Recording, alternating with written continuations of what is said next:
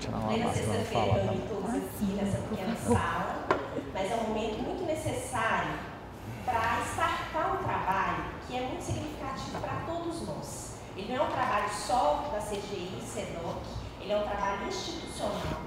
E a gente precisava de um momento real de sensibilização. E é esse o momento, porque daqui para frente nós vamos startar, dar continuidade ao trabalho mais amplo relacionado a esse tema, a essa necessidade que é implementar esse repositório arquivístico digital confiável no nosso tribunal. Para isso, para esse momento de sensibilização, nós convidamos aqui o Belo Horizontino, que está em Brasília, o Tiago Emanuel Nunes Braga, que é servidor do Instituto de Informação e Ciência e Tecnologia, o IBICT.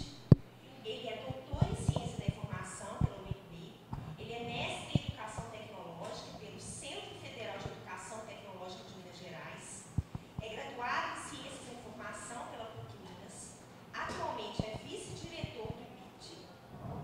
Ele também é editor executivo da LALCA, que é a Revista Latino-Americana de Avaliação do Ciclo de Vida. Ele é professor do Programa de Pós-Graduação em Ciência da Informação do IBICT, é integrante conveniado do Comitê de Gestão Técnica, que é da Global CA, que é uma iniciativa liderada pela ONU Meio Ambiente. E assim, a instalação desse repositório arquivístico digital sempre foi e já é um tempo uma preocupação da SEDOC, da CGI e SEDOC. E com a implementação, com a resolução 324 do CNJ, passou a ser acima de tudo uma exigência, porque o artigo 34 da resolução estabelece o seguinte, que para fins de preservação digital, os órgãos do Poder Judiciário adotarão repositório arquivístico digital confiável, desenvolvido como software livre, gratuito e de código aberto, projetado para manter os dados em padrões de preservação digital e o acesso em longo prazo. Então, sem delongas, eu vou passar a palavra para o Tiago. Seja bem-vindo, Tiago. Obrigado, Ana. Pessoal, pedi licença ficar sem máscara para falar. Bom, primeiramente, muito obrigado pela presença de todo mundo.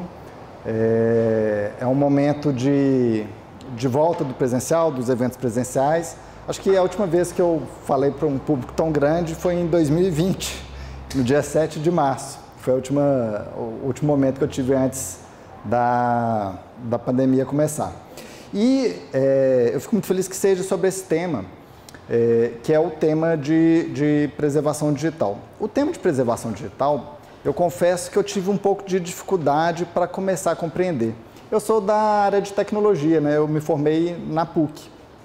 E quando eu ouvi falar esse tema em 2014, em 2013, aliás, quando eu entrei no IBICT, eu falei, gente, mas é só fazer um backup. A gente faz um backup e está tudo pronto, está tudo resolvido, né? E eu lembro um colega meu, Miguel Aureliano, que é um dos maiores especialistas em preservação digital no Brasil, ele falou assim, Tiago, você precisa aprender tanto.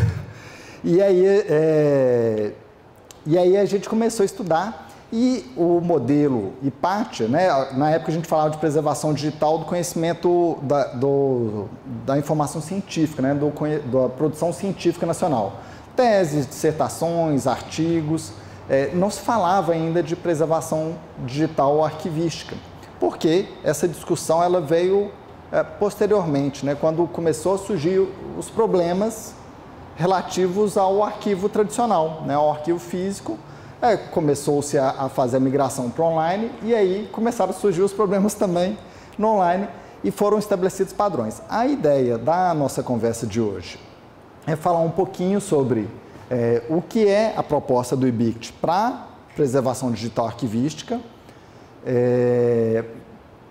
A ideia é um bate-papo, então se vocês tiverem dúvida pode parar na hora e fazer alguma colocação, mas a princípio eu pensei em fazer toda a explanação e a gente conversar mais no final. Mas se tiver alguma coisa que gere alguma dúvida, que não dá para segurar, às vezes não dá, né? Senão, preciso entender isso agora porque eu não vou conseguir acompanhar. Então, pode ficar à vontade. Eu vou falar primeiro um pouco sobre o IBICT. O IBICT é o Instituto Brasileiro de Informação em Ciência e Tecnologia. É uma unidade de pesquisa do Ministério de Ciência, Tecnologia e Inovação. A gente faz parte da administração pública direta. E o IBICT ele tem uma história de surgimento muito legal, porque tem um pesquisador que chama Paul Otlet. O Paul Otlet e o Henri Lafontaine, eles pensaram no mundâneo. O mundâneo era, em 1908, né? Eles queriam organizar todo o conhecimento que existia no mundo. E eles criaram o mundâneo, e era assim, eles liam os artigos, liam os papers e faziam pequenas fichas catalográficas que iam organizando aquele conhecimento, né?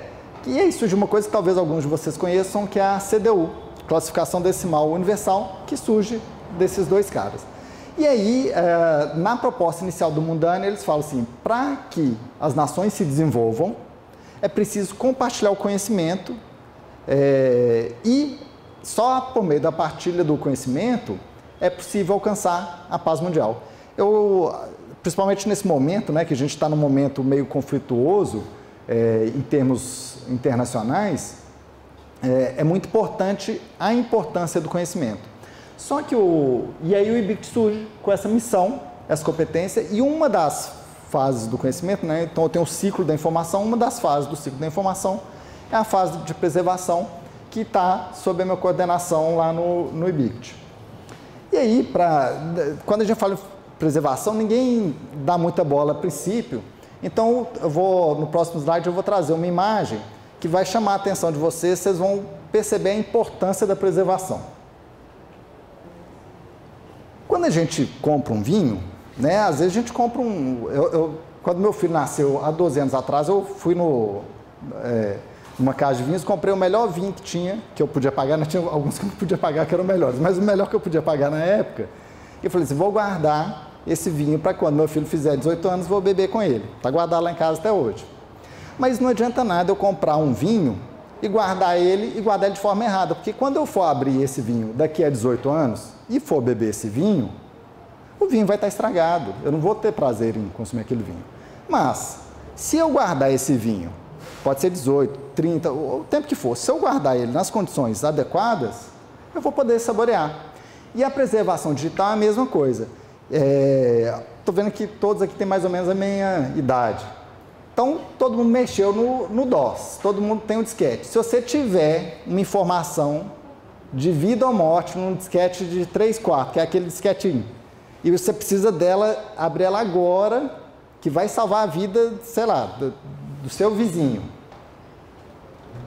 Ninguém vai conseguir salvar o vizinho, né? Vai todo mundo perder o vizinho, porque não tem como mexer. A tecnologia evoluiu e aquela informação que já era digital, já era eletrônica, ela não está preservada. Ela está guardada ali, mas eu não tenho meios de acessá-la. Eu não consigo acessar, simplesmente porque não existe mais. Talvez até ache, né, algum drive de disquete funcionando, mas as pessoas normais não têm acesso a esse mecanismo mais. E a preservação digital é a mesma coisa. Hoje em dia todo mundo usa o PDF, que é da Adobe, né? A Adobe acho que a grande contribuição da Adobe para o mundo é o PDF, né? Criou o PDF e é maravilhoso. Mas a Adobe antes criou um sistema, um formato que chamava SWF. Talvez vocês vão lembrar, algumas pessoas, pelo Flash. Era um sisteminha muito legal, que fazia as coisas andarem bonitinho na tela, subia, descia, apareciam umas animações, tinha som. Qualquer coisa que a gente que foi produzida em Flash, que a gente quiser acessar hoje em dia, a gente não consegue acessar. E eu estou falando, eu falo até com certa propriedade do Flash, porque eu era certificado Flash. Eu fui um dos primeiros certificados em Belo Horizonte. Eu tinha o certificado, na época era Macromedia, antes da Adobe comprar, né? E eu fiz a prova, era inglês. Eu tinha muita dificuldade com inglês na época, mas estudei inglês para fazer a prova, para tirar a certificação. E aquela tecnologia se perdeu. E as tecnologias se perdem, porque a gente está num processo de evolução muito grande. E aí, tendo em vista essa problemática da evolução das tecnologias e a problemática da informação, da evolução da concepção de informação também. Porque, às vezes, por exemplo, eu tiro uma foto. Eu pedi o André para tirar uma foto aqui, porque eu vou mandar lá para a comunicação do IBICT. E antigamente, quando a gente tirava a foto, o que a gente guardava? Nada, né?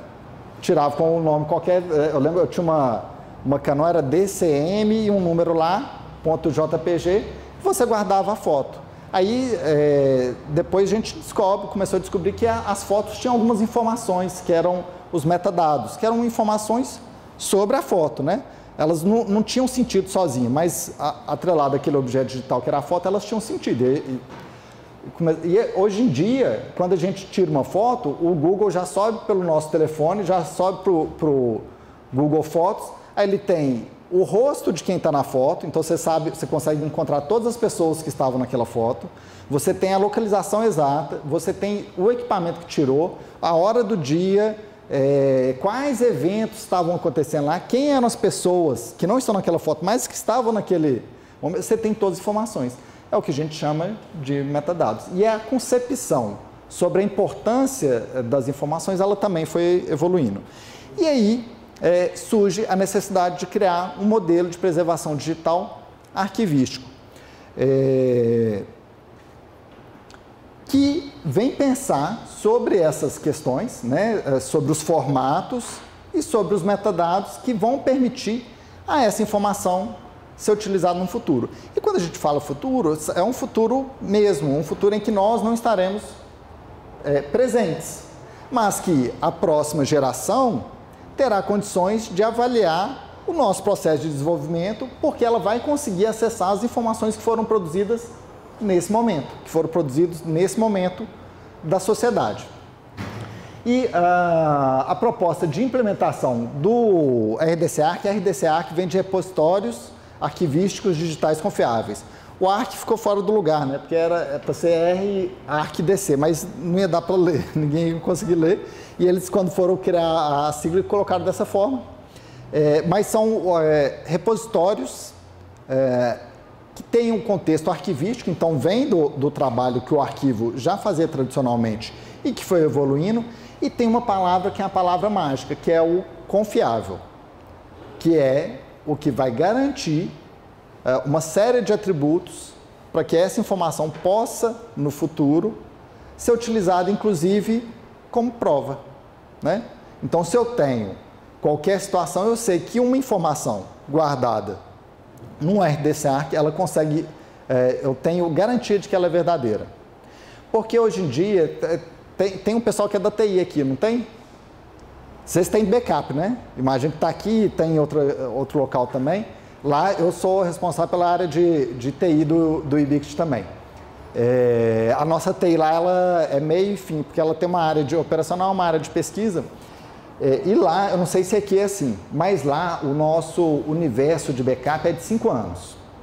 Então, depois de 5 anos, a cópia que foi guardada 5 anos atrás, eu descarto ela e ponho a de 4 anos e 11 meses no lugar, e aquela de 5 anos vai deixar de existir. Então, imagina uma situação. Eu tenho um banco de dados agora, numa situação atual, e aí passou uma informação, está nesse banco já há 3 anos, ninguém mais acessa informação, né? Tem 3 anos. E aí eu invado o sistema, por alguma forma, e altero uma informação que está nesse banco de dados, né? Que é uma informação de 3 anos atrás, mas que me interessa. Eu altero essa informação. E aí eu espero mais 3 anos, eu garanto que o backup, o último backup que tinha a informação original já não existe, e aí eu entro com um processo, ou entro com uma reclamação e falo assim, não, porque foi decidido uma coisa e essa coisa não se cumpriu. E aí a outra parte vai assim, não, mas foi decidido o contrário, eu tenho um papel impresso aqui, disse, não, então vão lá ver a informação no banco. E aí vai pegar todos os backups do banco, e em todos os backups do banco de dados, e em todos os backups do banco de dados vai estar a informação errada. É claro que eu estou simplificando um problema que não é fácil de acontecer assim, né? Eu estou tornando o problema fácil. Mas é uma coisa que eventualmente poderia acontecer, né? E não só na área judicial, ela pode acontecer em qualquer área, na produção científica, pode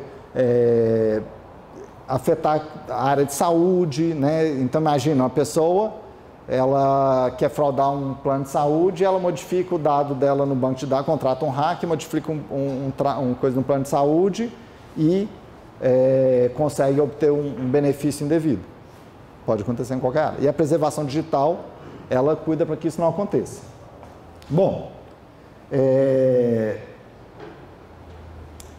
o conceito a principal fonte para a definição do que é um repositório arquivístico digital confiável vem do CONARC, nessa resolução de 2014, que depois foi atualizada para 2015. Eu vou pedir licença para ler essa parte aqui,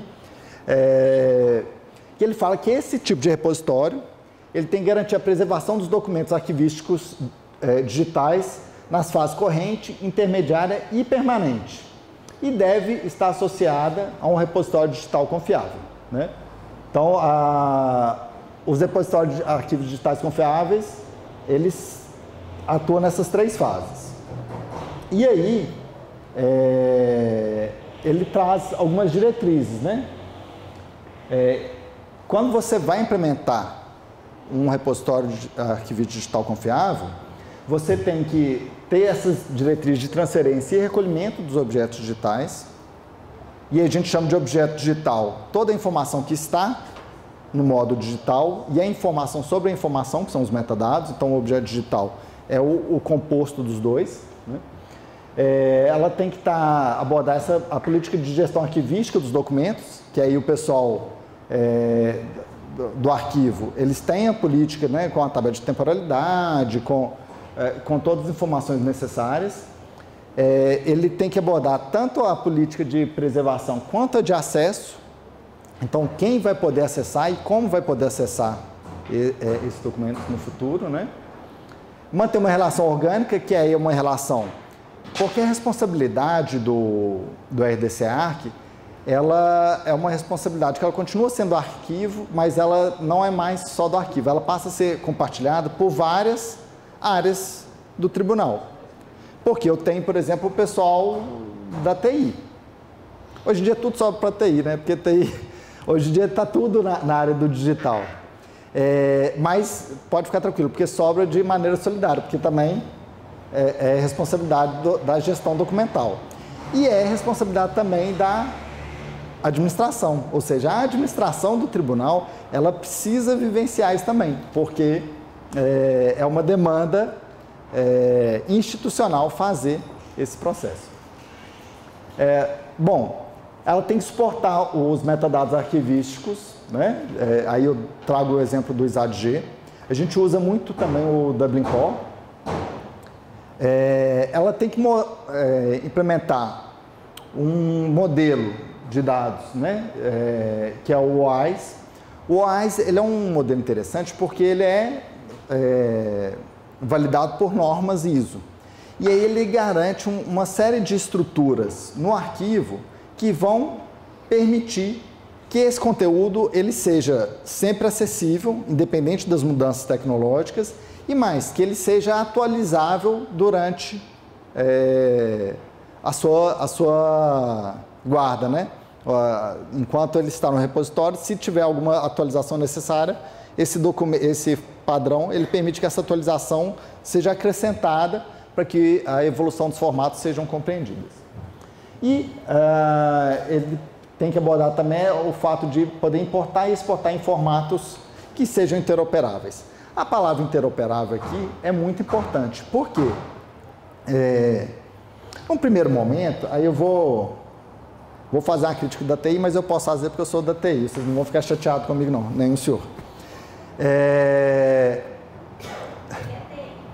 Pois é, eu pedi para ele também não ficar chateado comigo. No começo, tudo se resolvia com o sistema, né? Quantos sistemas já foram feitos, que hoje em dia nem existem mais, mas tudo se resolvia com o sistema. Nós fizemos uma conversa com o pessoal do STJ, com o Júlio César, que é da gestão documental lá. Eles mapearam 700 sistemas no STJ. 700 sistemas. Imagina o que é dar suporte, né, para 700 ambientes distintos, num órgão só. É uma loucura, ainda mais num momento que eu não sei se acontece aqui, mas lá em Brasília tem acontecido muito, no momento em que a quantidade de servidores cada vez menor. Então, a gente não tem uma reposição adequada da quantidade de pessoas que trabalhavam nas áreas, né? E os sistemas vão só aumentando, porque eu nunca vou desfazer um sistema, o sistema já foi feito, né? Eu vou fazer mais sistemas, então era 700 em 2019, talvez sejam 750 agora. E esses sistemas muitas vezes não tinham uma preocupação de interoperabilidade, ou seja, eles não conversavam. Então, no primeiro momento, a gente chamava a TI para resolver tudo, e a TI resolvia tudo, mas a TI não resolvia tudo de forma orgânica. Porque essa não era nenhuma preocupação que se tinha. A gente estava preocupado, né? A TI estava preocupada em conseguir resolver, porque eram desafios muito difíceis. Tinha que trabalhar, funcionar no computador, tinha que poder acessar online, aí veio a internet, antes não tinha. E depois, no segundo momento, as pessoas começaram a perceber, mas não é só a parte TI, eu tenho que ter uma preocupação com a parte informacional.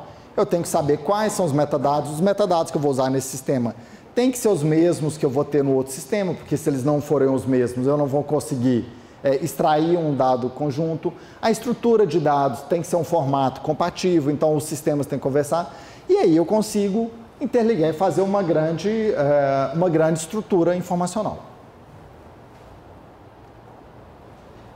Bom, aqui está a legislação, o normativo que orienta a construção dos RDC-ARCs, né?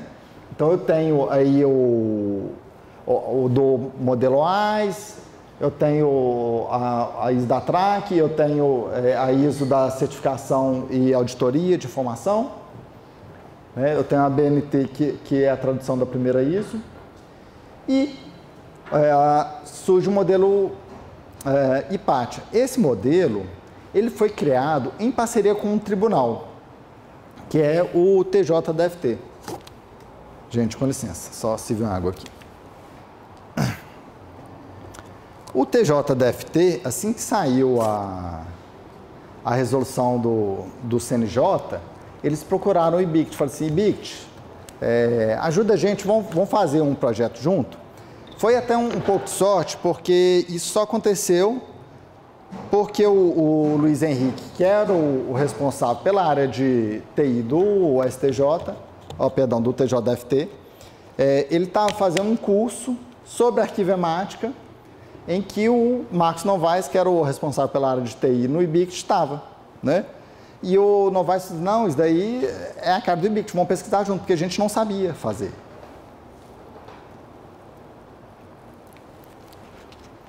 E aí fizemos um projeto de pesquisa, o tribunal financiou a pesquisa, o IBICT financiou a pesquisa, e o resultado dessa pesquisa tinha um requisito, tinha que ser aberto para que outras instituições pudessem utilizar e se beneficiar dela.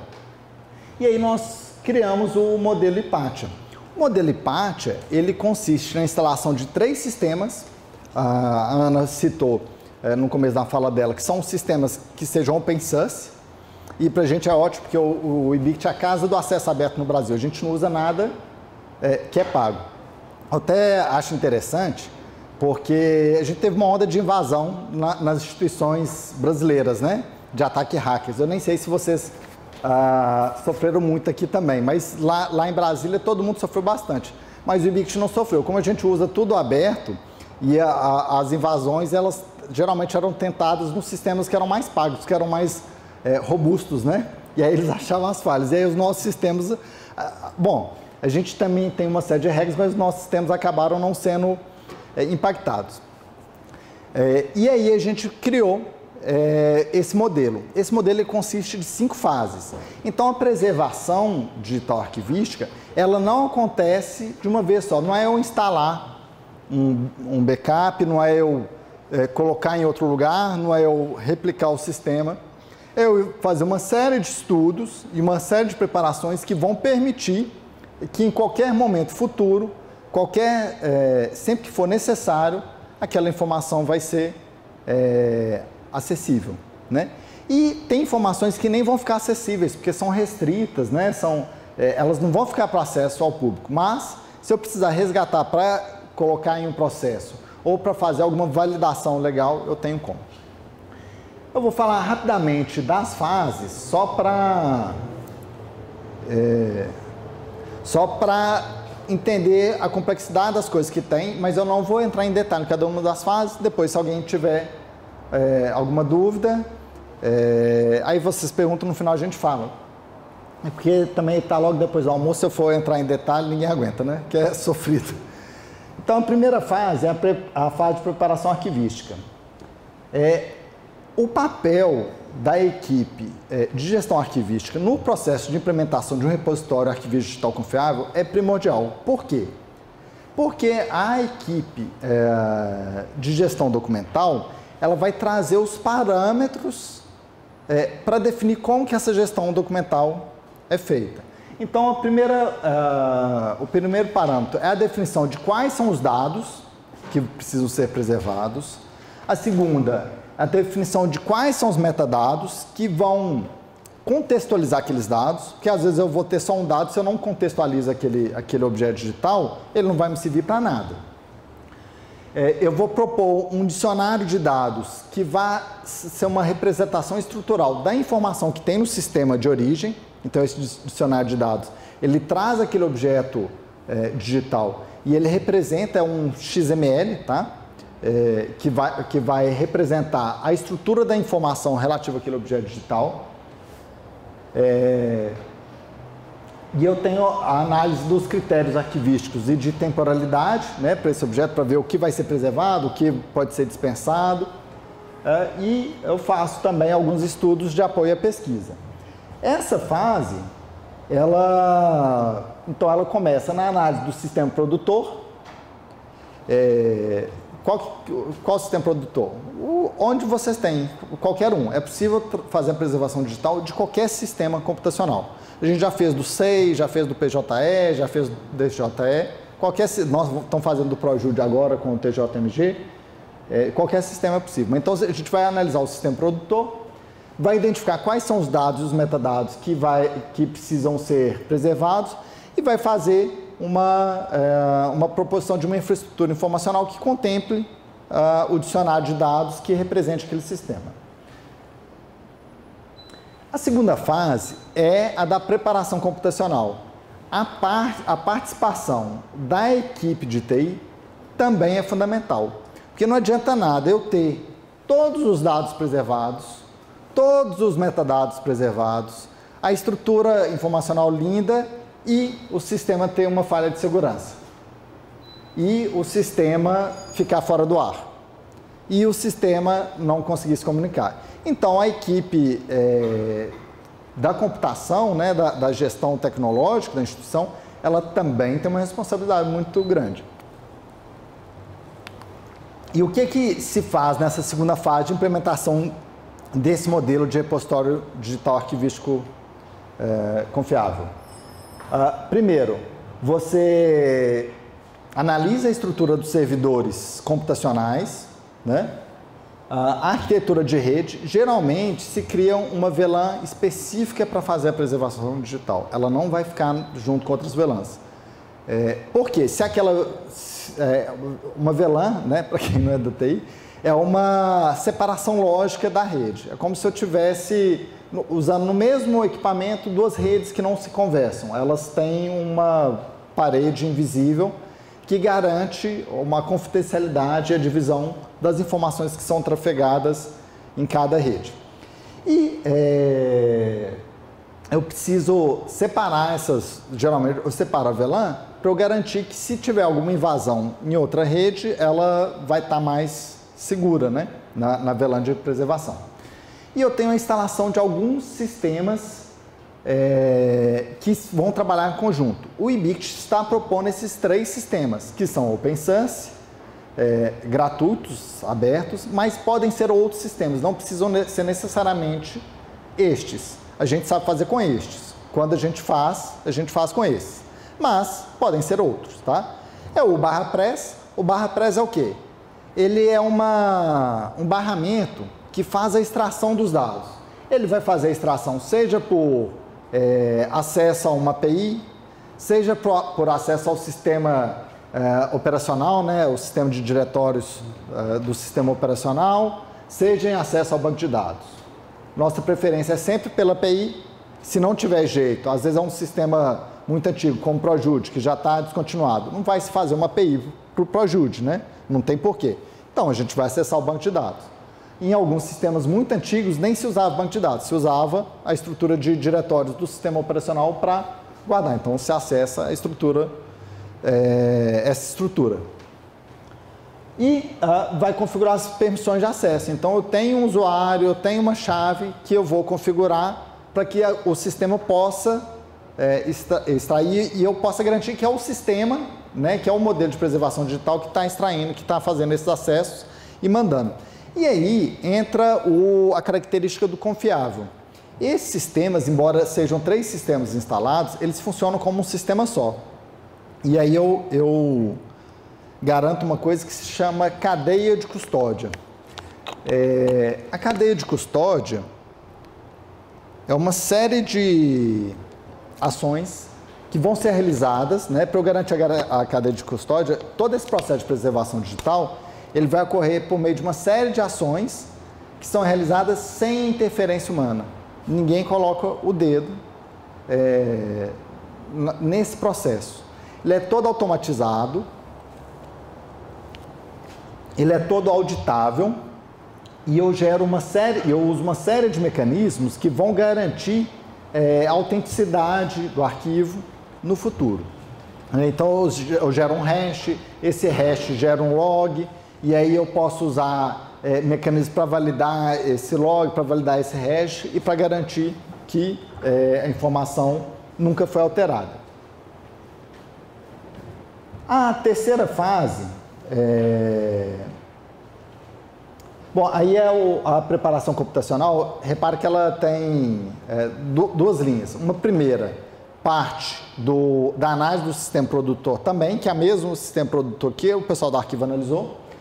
Eu vou identificar os aspectos computacionais, então quais são as tecnologias, como que elas podem ser acessadas, quais são os ambientes, e vou propor um modelo de extração. Como que eu vou tirar os dados e metadados daquele sistema, né? Se vai ser API, banco de dados, sistema de arquivo. E eu tenho uma análise separada, independente, que independe do sistema, que é a análise da infraestrutura. Aí eu vou propor uma arquitetura computacional, vou usar uma máquina virtual, que é um computador virtual, vou usar um container, que é como se fosse um computador virtual, mas ele é mais inteligente, né? Ele otimiza os acessos, otimiza os recursos computacionais, então eu consigo ter uma performance muito melhorada e eu consigo ter um tempo de reação muito melhorado. Vou usar uma VLAN independente, eu vou usar uma VLAN que já tem, enfim, eu faço toda essa proposição e faço a instalação e configuração dos sistemas. E aí a terceira fase é a fase de extração dos objetos digitais. É o quê? Agora eu estou começando de fato a preservar. Eu tenho uma parte de estudo muito grande inicial, tanto de arquivo quanto da área computacional, e agora eu vou pegar os documentos. Então eu crio as conexões no sistema, eu implemento o dicionário de dados que foi pensado pelo arquivo, crio as conexões que foi pensado pelo pessoal da computação, faço a extração dos objetos digitais, né, dos dados e metadados, e gera um pacote de preservação. Esse pacote de preservação, ele segue o padrão BEGT, que é o quê?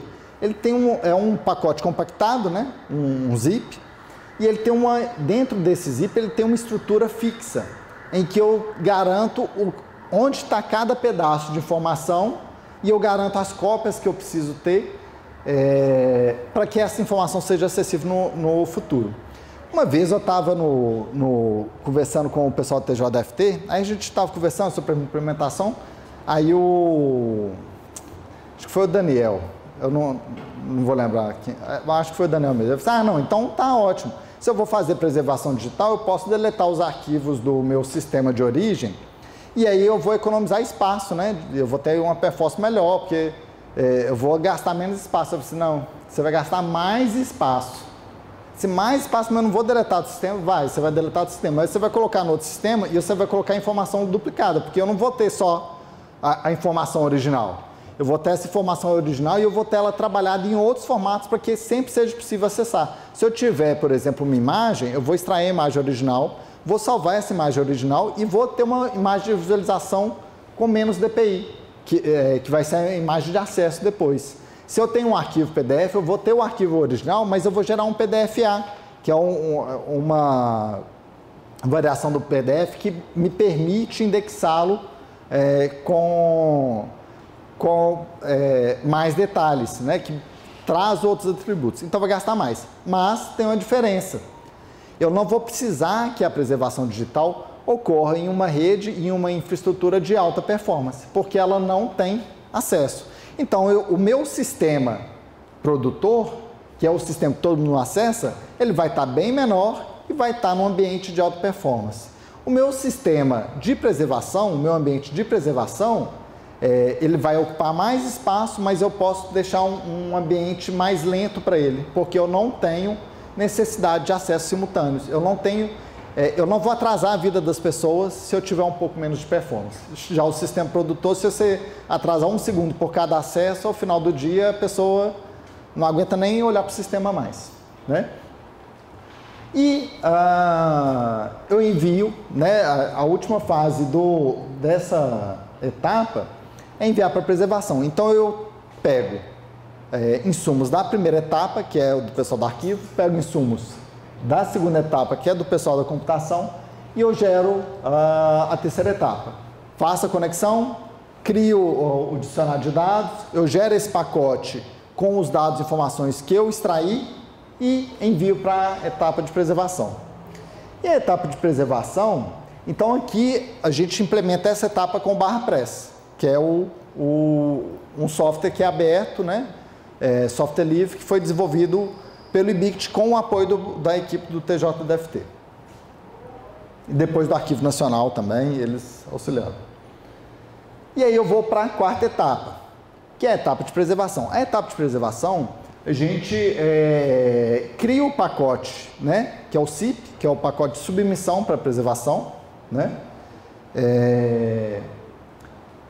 E aí eu envio ele para o arquivo Ematica, aí eu crio o CIP, que é o pacote de submissão, crio o WIPE, que é o pacote de arquivo, e crio o DIP, que é o pacote de disseminação. Então aquele objeto digital, que eu criei o pacote BAGT, ele gera 3 pacotes distintos para mim, né? Eu tripliquei a informação.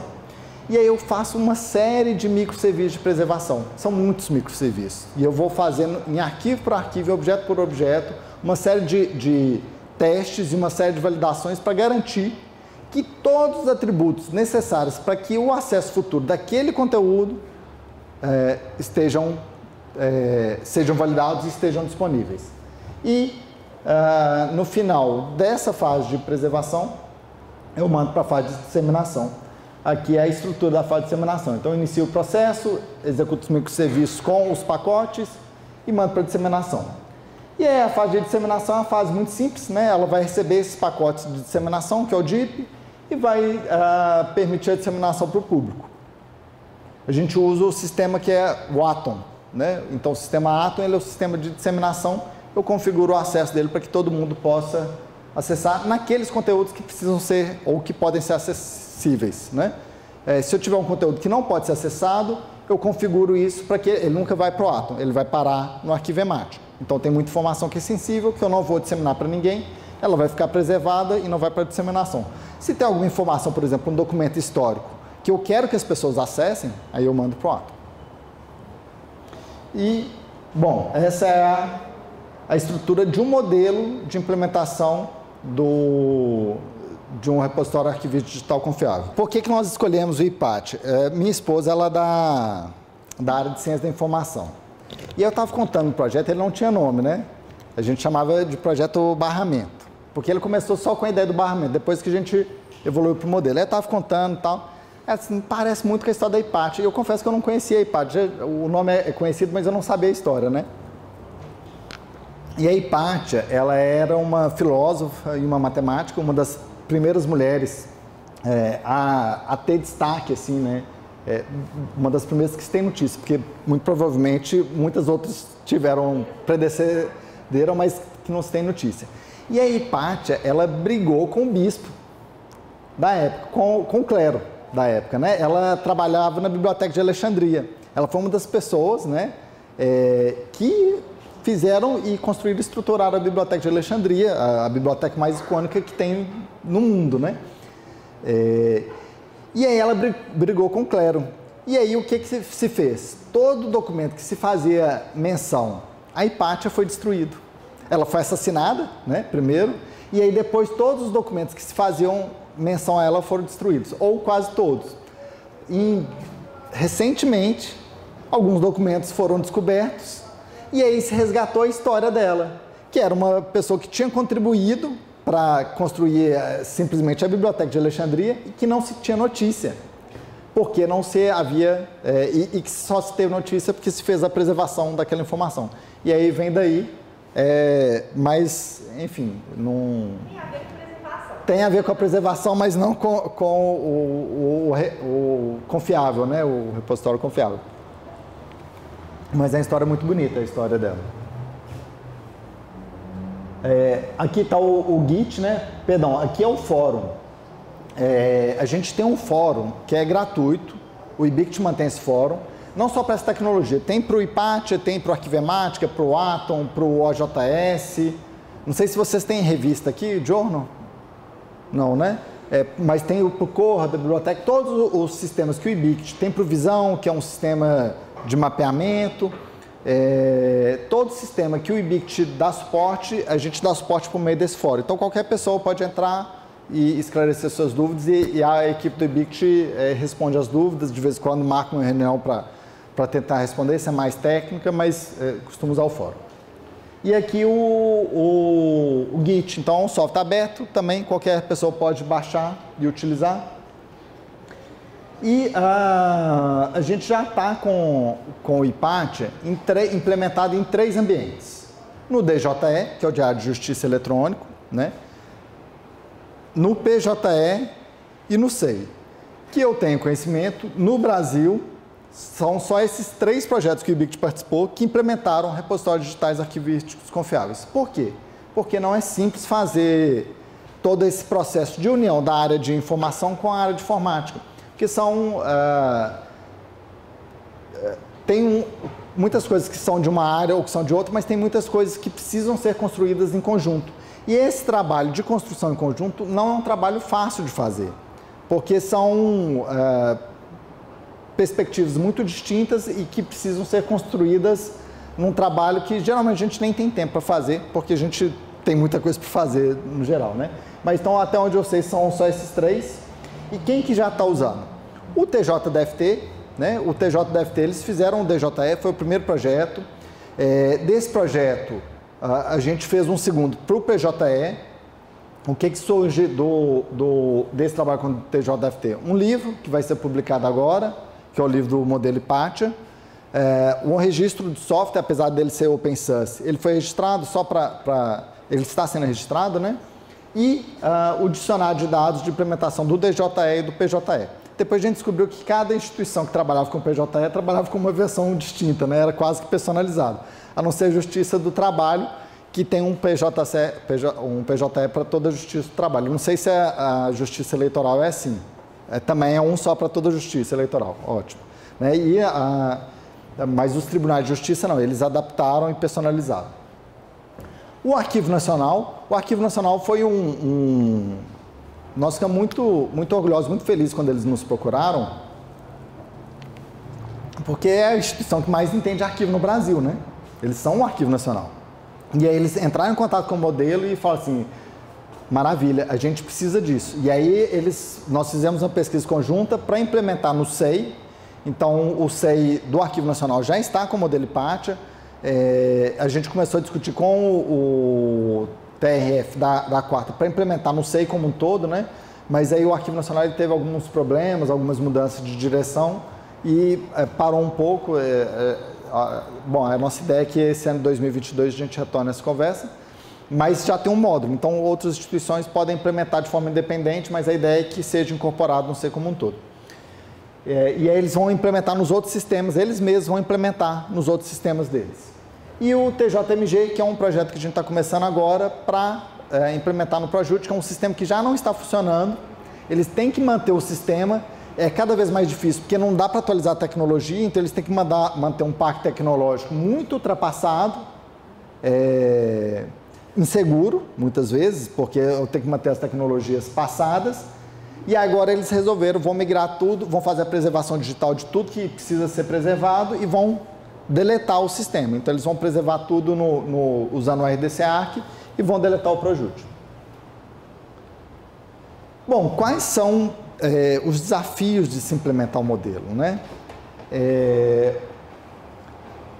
Bom, um dos grandes desafios é otimizar esse processo de criação do dicionário de dados. Hoje em dia ainda é muito manual. A gente vai criar o dicionário de dados, aí a gente senta, aí conversa, aí cria especificamente para o sistema, né? E é um trabalho muito manual. A ideia é que eu possa otimizar esse processo no futuro. A gente não conseguiu descobrir como ainda. A atuação com containers. A gente já conseguiu fazer em container no TJDFT, mas ainda é muito custoso. A gente precisa aprimorar a implementação container. A indicação da Artifactor, que é quem produziu tanto o arquivo Ematic quanto o Atom, é usar máquina virtual. Mas máquina virtual não é o futuro, sabe? Máquina virtual ainda é o presente, mas a tendência é mudar para containers. Essa é a tendência que a gente vê no modo geral e a gente precisa otimizar essa instalação. Já está funcionando, mas ainda tem um trabalho a fazer. Aprimorar o acesso e a evolução do código para os parceiros. Então, a gente tem um código aberto, mas a gente libera o código por solicitação. Uma pessoa manda um e-mail e a gente libera o código por solicitação. Por quê? Porque o código ele ainda tem... ele ainda não está todo parametrizado, né? A gente precisa parametrizar e montar um projeto de software livre que possa ser acessível, contribuído de forma livre mesmo, sem precisar da pessoa pedir o acesso. Hoje em dia ainda é solicitado. E estabelecer um modelo sustentável de manutenção e melhoria da proposta. Por quê? O modelo IPAT, essa foi a primeira proposta do IBICT, né? A gente fechou essa proposta em 2020. A gente implementou a primeira vez. Mas ela não é uma proposta final, ela precisa ser evoluída. E o modelo IPAT, ele foi criado até agora com investimento de parceiros e do IBICT. Só que o IBICT precisa incorporá-lo como uma política nacional de preservação da informação, para que o modelo possa sempre ser aprimorado e a gente não sabe como que a gente vai fazer esse financiamento ainda, né? A gente vai precisar construir um modelo que as instituições contribuam. Talvez por meio da rede cariniana, que é a rede de preservação digital, a maior rede de preservação digital do Brasil, mas a gente ainda tem dúvida. E a outra coisa, agora já indo para o final, que é uma sorte que a gente teve nos 2 projetos que a gente já implementou e que a gente espera ter no TJMG que a gente está começando agora. Tanto no TJDFT quanto no Arquivo Nacional, a presidência das instituições esteve presente durante todo o processo. Presente, patrocinando e querendo que acontecesse. Nós estamos fechando agora uma parceria com o TRT, da 4ª Região, que vai ser para todos os tribunais do trabalho, né? Toda a Justiça do Trabalho vai implementar, mas vai começar com o da 4ª Região. E a doutora Anitta, ela participa de todas as reuniões técnicas, ela discute os conceitos, ela quer entender e quer discutir. Então, é uma sorte que a gente está tendo. Também porque tem uma pressão nacional, né? O CNJ está pressionando, tem o CONAC estabelecendo as regras. Então, há um movimento nesse sentido. Mas o apoio da alta gestão, e aí, o senhor Maurício, que está nesse papel de fazer essa interlocução, ele foi fundamental, porque quando a alta gestão ela não suporta e não incentiva, sempre tem uma urgência na frente. E é a verdade do serviço público, sempre vai ter uma urgência. Mas eu não posso permitir que essa urgência ela provoque interrupções eternas no processo, né? Porque é um processo que ele precisa ser começado e ele tem que ir até o fim. Porque se eu paro e eu vou recomeçar daqui a 1 ano depois, 1 ano e meio depois, eu vou ter que voltar e refazer muitas coisas que eu já fiz, né? Ele precisa finalizar para que ele, de fato, tenha o efeito que se deseja. Bom, pessoal, muito obrigado. Logo depois do almoço, aguentar esse assunto, tá? E aí eu estou disponível para a gente conversar.